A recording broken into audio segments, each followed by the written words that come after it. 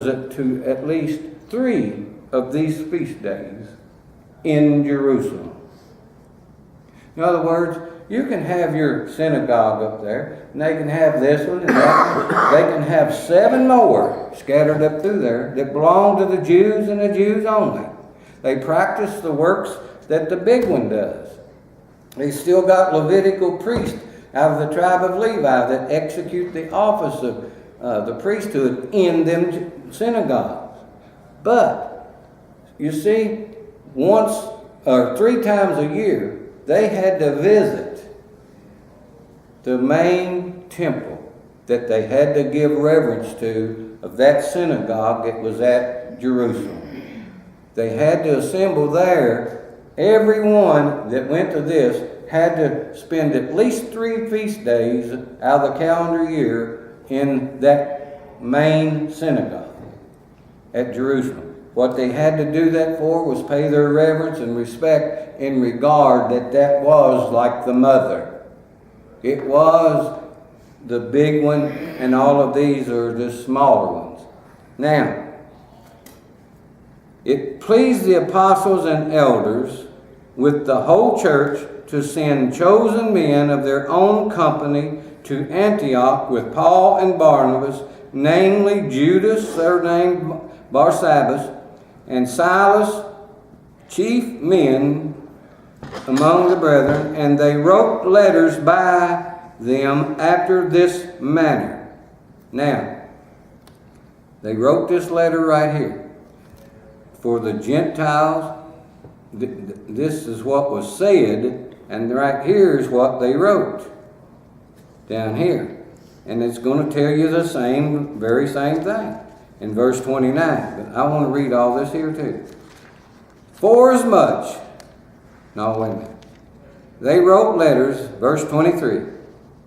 By them, after this manner, the apostles and elders and brethren send greeting unto the brethren which are of the Gentiles in Antioch, Syria, and Cilicia. Forasmuch as we have heard that certain which went out from us have troubled you with words, subverting your souls, saying, you must be circumcised and keep the law, to whom we gave no such commandment. You hear what that says? It seemed good unto us, being assembled with one accord. He's talking about this whole assembly. Paul, Silas, Barnabas, and all these, and all Peter, James, and the other 10 apostles.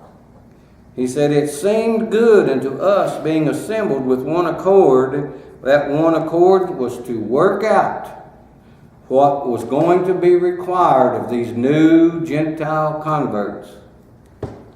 To send chosen men unto you with our beloved Barnabas and Paul, men that have hazarded their lives for the name of the Lord Jesus Christ.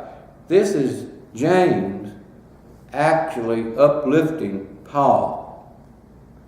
Paul had hazarded his life for the gospel. Jeopardy. Putting his life in jeopardy. Risk. Huh? Risk. Okay. We have sent therefore Judas and Silas, who shall also tell you the same things by mouth. For it seemed good to the Holy Ghost. That means in their spirit they were content.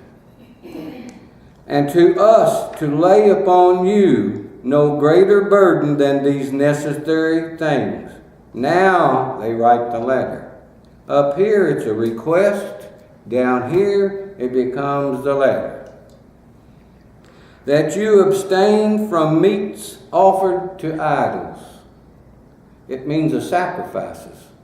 To us, we don't never examine these things or nothing, but here we have got to understand the things that are going on in this Gentile world at all times. They're always observing something, always killing something, always eating something in sacrifice to a god, to an idol, to a graven image or something.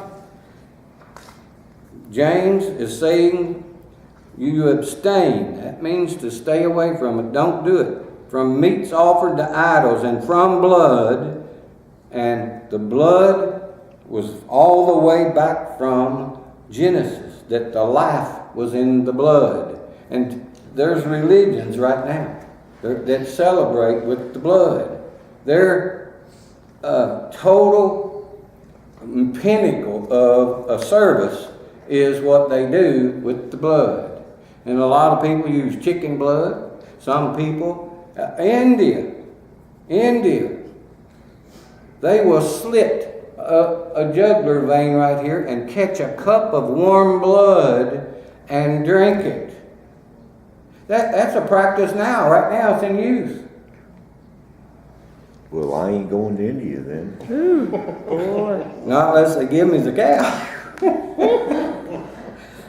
But now listen, it's hard for us to fathom all of the idols and graven images and fantasies and fairy tales of all of the heathen world from now all the way back 6,000 years. It's hard to imagine. They threw their newborn child into a volcano to sacrifice to a god that they worship. They killed their virgin girls in the name of a god because they never knew or been polluted by man. But they thought these things were right. They thought they was given a great big, appeasing to God sacrifice, that he accepted it. But no, they're going to straighten it out here. Peter, James, the other 10, Paul, Silas. Paul is demanding. If you read Paul's 14 books, he's going to tell you in all these books that you Gentiles, he said, and he called them dumb. So I'm not just slurring somebody. He said, you're worshiping things and dumb idols and graven images. And he said that you should not be doing these things. That's what they're going to be saying here. But how did they know any different? They never had anybody to teach them or preach to them or tell them what was right and wrong. The Jews didn't do it, did they? No. The Jews the only one. They just conjured up whatever they wanted. That's right.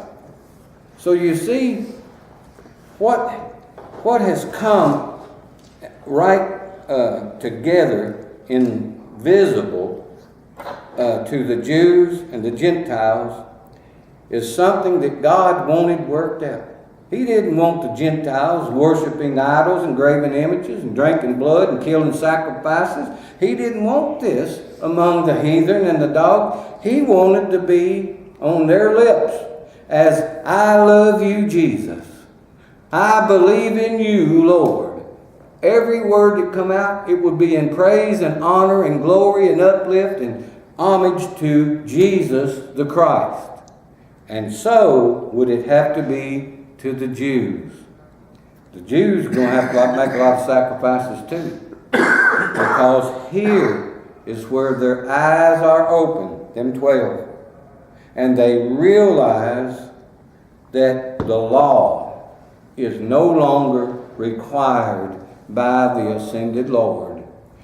They realize now that Paul was right.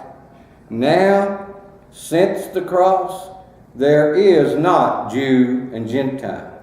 There's no circumcision and uncircumcision. There's not two groups of people anymore. We are all just the creature, the creation that God has made. And God has worked it all out. It don't matter to Him what language you speak, what color your skin is, what country you live in. It doesn't matter anymore that every inhabitant of the earth now has an opportunity to come and worship the true God of heaven, the creator of heaven and the earth and everything on it, under it, and around it. It's clear. Jew and Gentile are alike. And God is no longer respect of persons.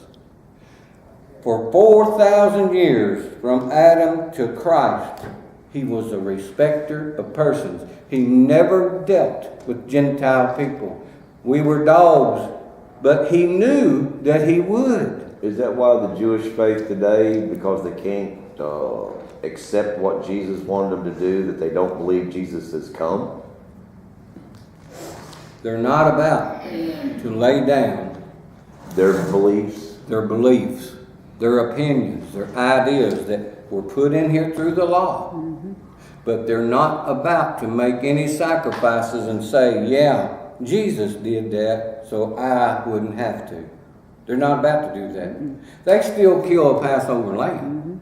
Well, just like with me with Christmas. I mean, it was brought up in my great-great-grandfather, all that. It's tradition that's passed down, but they ain't no little man in a little red suit, but it's hard to get past tradition. That something has been handed down for thousands of years in your family, and that's the way it's been, that's the way you're going to do it, whether you like it or not.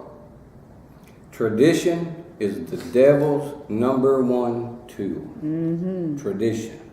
If he can get you or any other person on this earth to follow after a tradition and be true to it and promote it and exalt it, and then the ones that are in your immediate family, where you are in the realm of, that you can influence with your mouth, the devil wants you to take up for it, defend it, and teach by tradition. How we all learned. Little children. Little children learned it all from their mamas and daddy, because they learned it from their mamas and daddies. Here we live in a country that's less than 500 years old. But look at all of our traditions that are against the working of God, that are against the knowledge of God. The way I look at this, and it hit me one night, look at the Bible how you want to perceive it, not as how you have been taught. Once I decided that, it became a little bit more easier for me to understand things, not because I was taught that, because I am learning this. There's a difference between being taught something through tradition and learning a new fact or idea. That's correct. And as a grown adult, that's what we should be able to think for ourselves. There's 2, 4, 6, 7 people in here. We ought to be able to think for ourselves, not from what tradition has passed down to us and says we must do. And that's what the Bible expects us to do. Walk in this book and not in tradition. Paul, if you'll notice what Paul, if you just got your Strong's Concordance, look up that word, traditions. Paul, I'd say, says it at least 24 times. Traditions. They are the downfall of this country. Tradition. Well, that's why the Lord chose him, because he was promoted by tradition all up through his life until the light hit him and changed him. That's right. Up until that, you could not have, he wasn't going to eat anything unclean. He was even killing. told the Lord, he said, I'm not eating nothing unclean. I'm not going to argue with the Lord, but he did. But he got set straight. Well, what this book does is tears down traditions. Amen. It testifies against traditions. And let me tell you something. Our religious systems are full of traditions. Baptisms, communions, foot washings, Sabbath days, tithing. It's all traditions. Where did them traditions come from? You can't find them here in Paul's teaching, but you can go to Moses' teaching and find them. The law. The law. You see? They were under the law. But us Gentiles, them traditions didn't even apply to us. The law was never given to us Gentiles. We were never allowed to touch, taste, handle anything of the Jews' religion. It was something that was just sacred, and they defended it. They would defend it with their sword. They would defend it to the fight to the death to protect their religious system. It would be just like us trying to get into Fort Knox. There's no way we're getting in there. That's for the people at Fort Knox. That's right. The Jews, I'm And going who to say. they'll allow in. Yeah. All right, let's read on here. Now the letter comes from suggestions up here in verse 20 to reality in verse 29.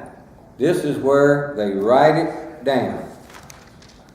And this is the way it ends.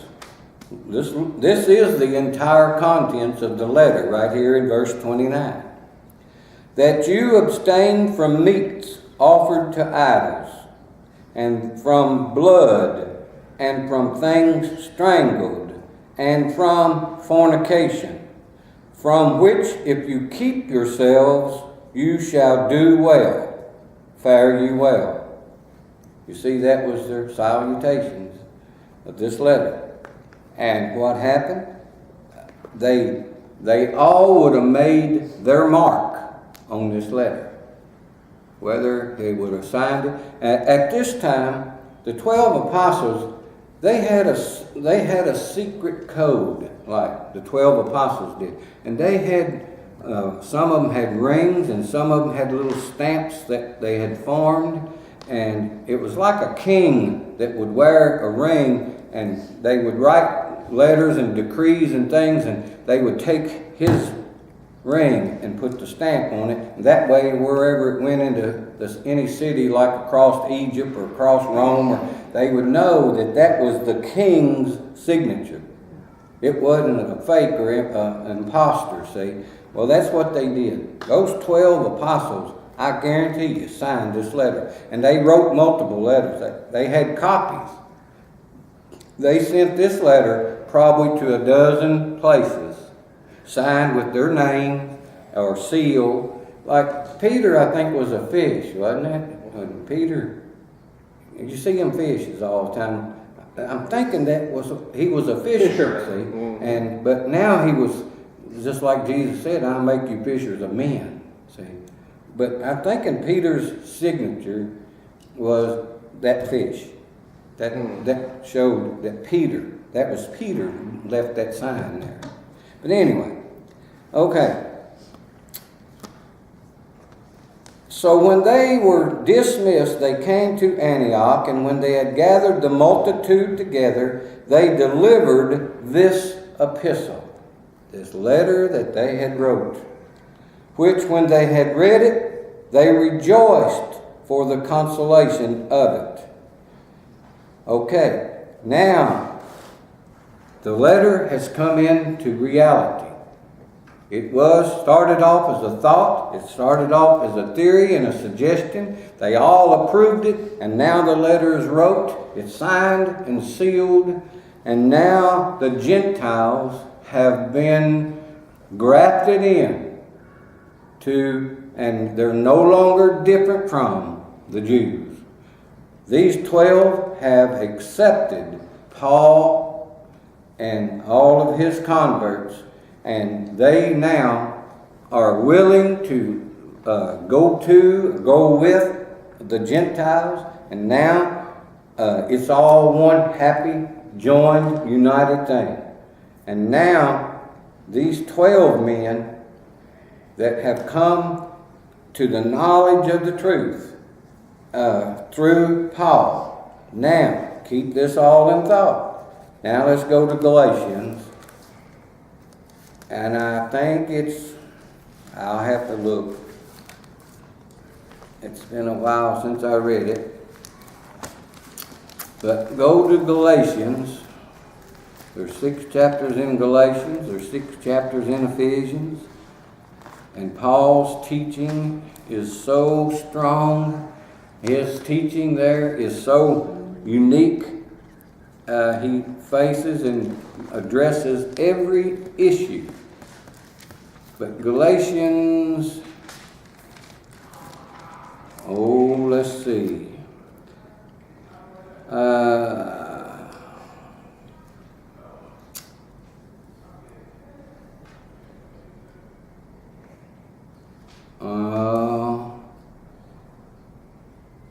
Okay, Galatians chapter 2, verse 14. Well, let's start in at 9, so we know who the characters of this is. 2:9. Galatians 2:9. When James, Cephas, that's Peter, and John, who seemed to be pillars, perceived the grace that was given unto me, they gave to me and Barnabas the right hands of fellowship, that we should go unto the heathen, and that they should go unto the circumcision. Only they would that we should remember the poor, the same which I was also forward to do. There's a story about that poor back in the book of Acts, where all of the converts at that time that saw Jesus ascend into heaven, they went and sold their possessions. They sold their lands, their herds, their flocks, everything that they owned, and they turned it into money, and they gave it to the 12 apostles. Well, they all thought that Jesus would be back in a week. They thought he'd be back in a month, or no longer than a year. But here we are, and this is in the year 58. Galatians, right here, wrote by Paul, in the year 58, my Bible says. All right, Jesus quit preaching in the year 33 and a half. So you can figure how old this right here is. It's like 25 years old. Okay, these people that sold all their wealth and riches, turned it into money for the church to live off of, expecting Jesus to come back. Well, Jesus didn't come back. 25 years later, here they are, they're poor. The poor saints at Jerusalem. Paul refers to them probably 10 times in his writing. He's always wanting people to make up offerings and send it to Jerusalem for the poor saints. That's what one of the qualifications was of right here, that they remember the poor. Okay, now let's go on. But when Peter, now verse 11, when Peter was come to Antioch, I withstood him to the face, because he was to be blamed. For before that certain came from James, he did eat with the Gentiles. But when they were come, he withdrew and separated himself, fearing them which were of the circumcision. Now remember, the 12 apostles back here in Acts 15, they signed that letter and everything, they accepted the Gentiles in. All right, here, this is, that was in 19, and this here is 6 years later. Here they're sitting here eating. Apostle Paul, all of them have met, and here comes the 12, and them men are sitting here eating with these Gentile people. All of a sudden, when Peter sees, there's 2 or 3 of them with Peter. Here comes the 7 or 8 other. They all traveled together.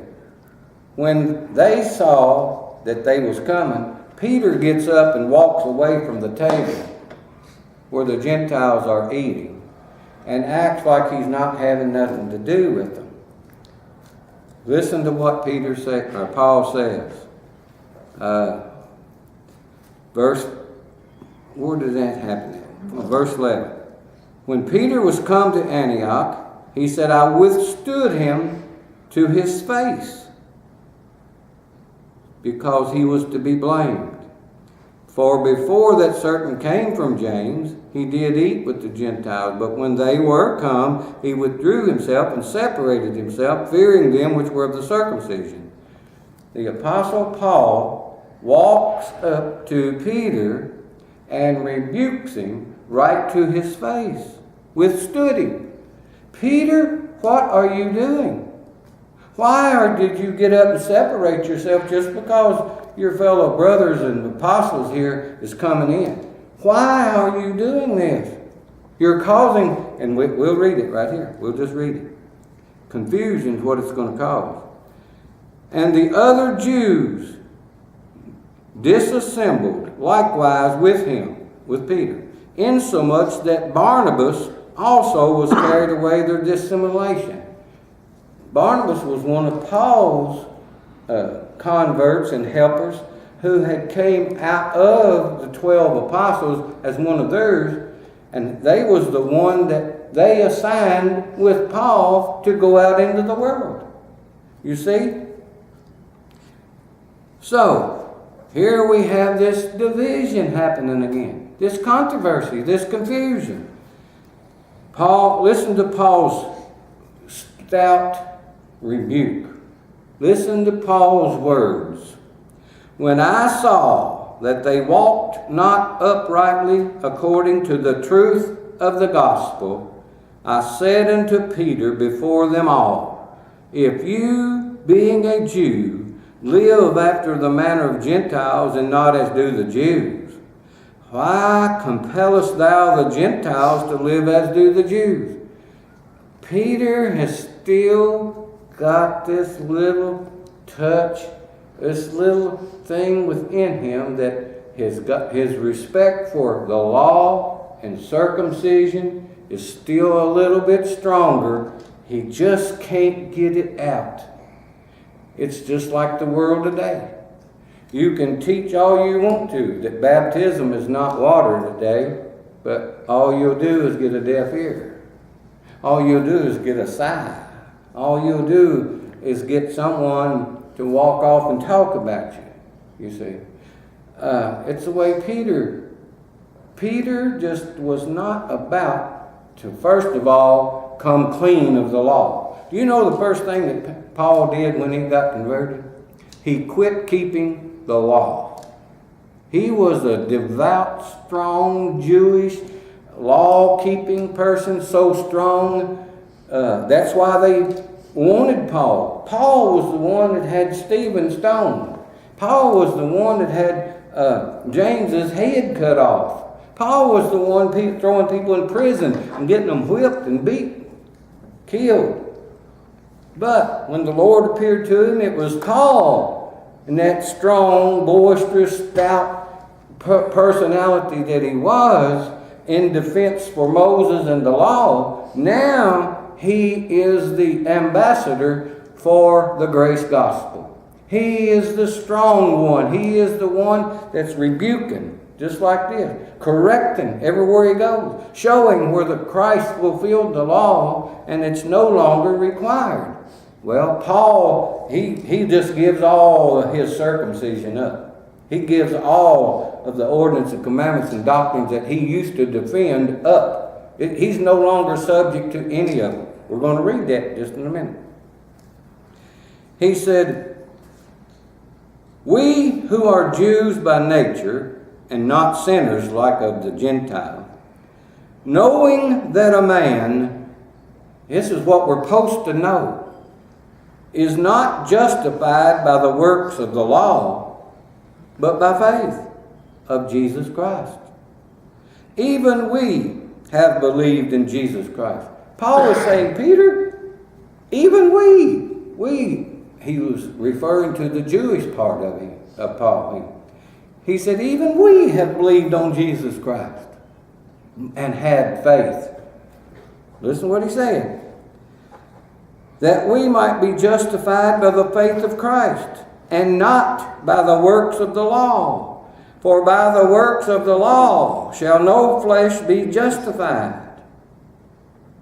You see, this controversy, they thought they had it settled at Jerusalem 6 years earlier.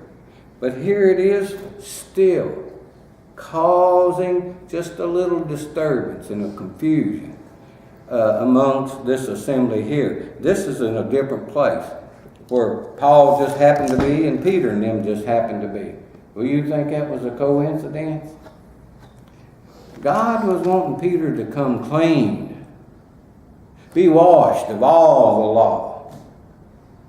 Peter was wanting to hold on to some of the law.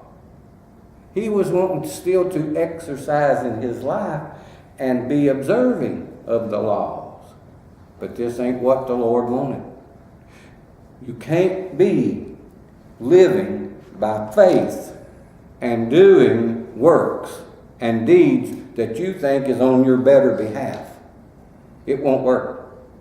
You're either going to be saved by grace through faith, trusting in the work of the cross, what Jesus did, or when you take it up on yourself to add these works and deeds of these religions. That's what they teach. They teach all these doctrines of the law. By tradition, that's how they've stayed in the church.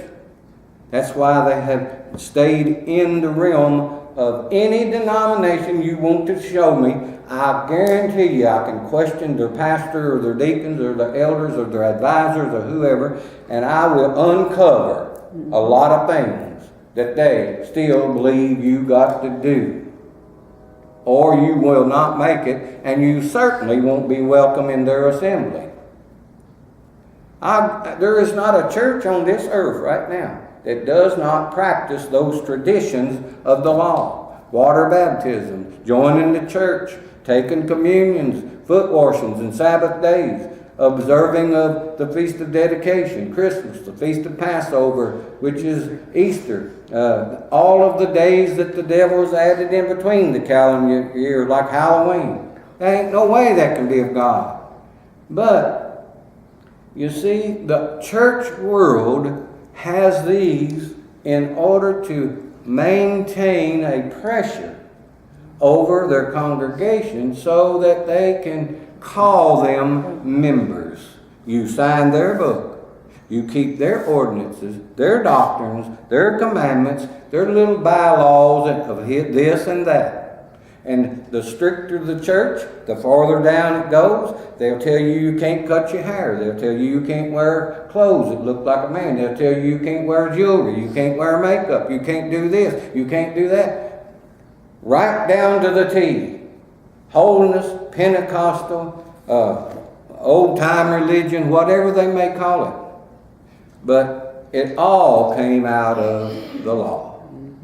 When you keep the law, you cannot be justified by the works of the law. No man can be justified by these deeds. If it was, they could have been saved back here. Galatians 2:21. Yeah, that's what I was looking at. Was you? Well, read it for us. Do not frustrate the grace of God, for if righteousness came by the law, then Christ is dead in vain. You hear what that said? We can't get frustrated. In other words, confused. We can't be confused. If righteousness had have come by the works of the law, Jesus died in vain. Because the law was what he lived under. You understand what Paul is trying to impose on these 12 men again? He's telling them that you cannot be justified by the works of the law. They wanted to hold on to just these little things. Works of the law, baptism. Works of the law, eating of unleavened bread or communion. Works of the law, observing days, times, and seasons. Works of the law, keeping Saturday for the Sabbath or Sunday for the Sabbath. Works of the law. No, it's got to end, Paul says. Let's read it here. We have 15 minutes. Okay. Okay. Listen to what Paul explains to these full-grown men that are apostles. Now, this ain't like going out here and finding some little old church member that read a little bit of this book. No, these are men, apostles. 12 apostles. Jesus handpicked them under the law when he was under the law with them. But now he's called